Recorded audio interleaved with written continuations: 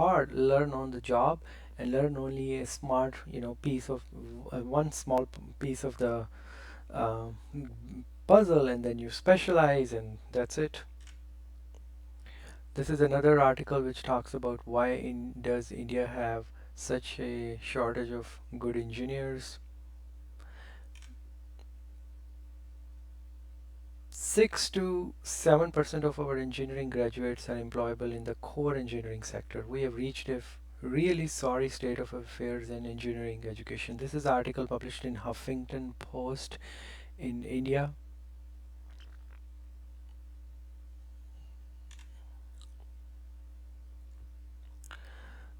And a lot of these, why this is happening, you will see in our other module where we talk about reservation and quota system. The system is very corrupt. Again, we don't know how that All India Council of Technical Education, they are able to um, keep give these engineering colleges accreditations. This is again, going along the same line that India's demographic advantage will yield no dividends unless efforts are made to revamp training programs.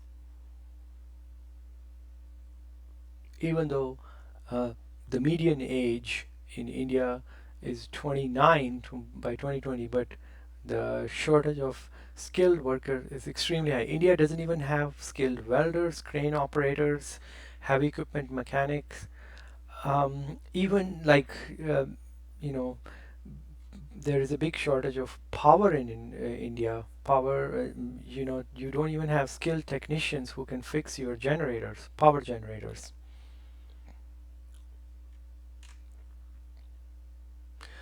All these articles in the same, along the same line that these most of these engineering graduates, they actually do not go in the line they went to school with.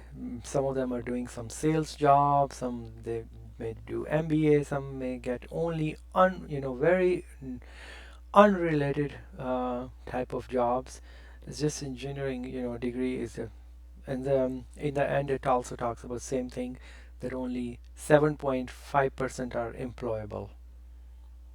A lot of these engineering graduates, by the way, they do graduate in other majors, but then they learn some kind of program, software, and then they are employed by IT industry. Some, big percentage of them end up working in call centers.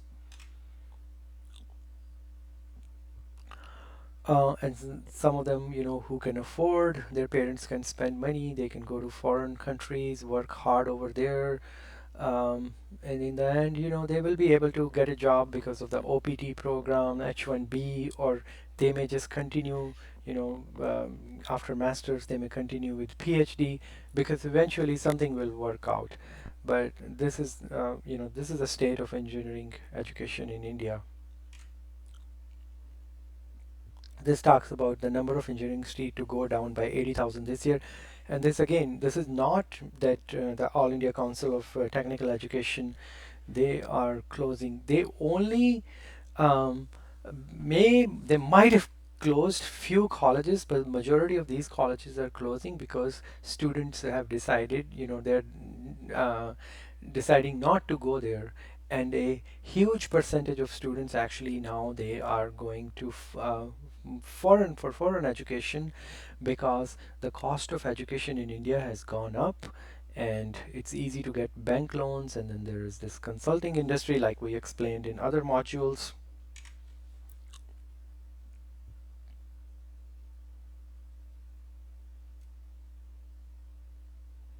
See, now they're saying that AICT has decided by 2022 at least 50% of the programs in technical education will have to get their accreditation from National Board of Accreditation. At present, around 10% of the programs are accredited in India. So again, this is all we don't know what is going on, where these students are getting education, how they are getting these certificates. 50, that's another article. 54% of the seats in private engineering colleges in country vacant in 2016 to 2017. And then it also talks about that 28% of the seats in government engineering colleges also went vacant. So this shows you the state of affairs, that where now you have engineering colleges which were only opened for profit purposes, and they do not have any lab, not any real world, basically some project experience given to kids, very limited equipment, low quality professors, and there you go.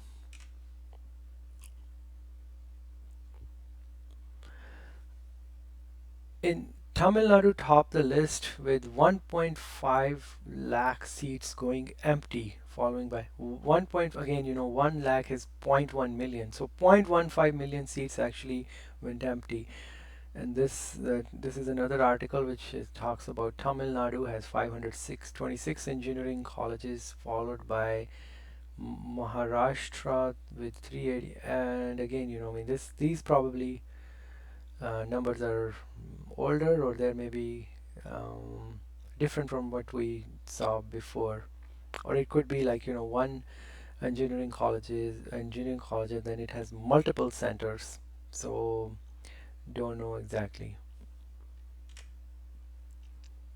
Another article, um, and like we said, these are all facts which we got online.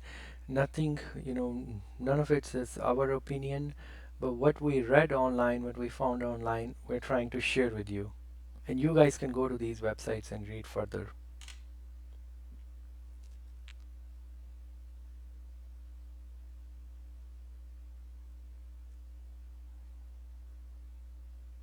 Another article where they talk about that how banks, they are covering the loans for the tuition fee, and then a lot of these engineers, they may not find any meaningful job in technology or engineering, and they may just end up working in completely unrelated jobs.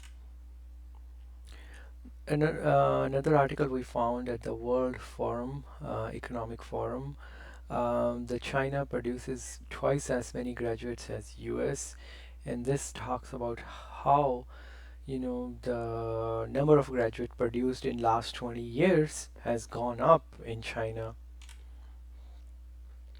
and you can see the graph here that in 1999 the numbers started rising, and see where we are now, China versus US.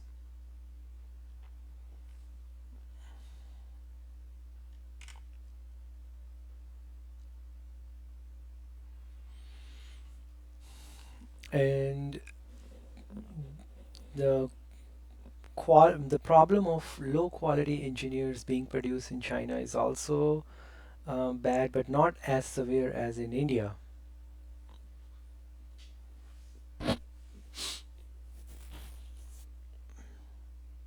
And you can read further.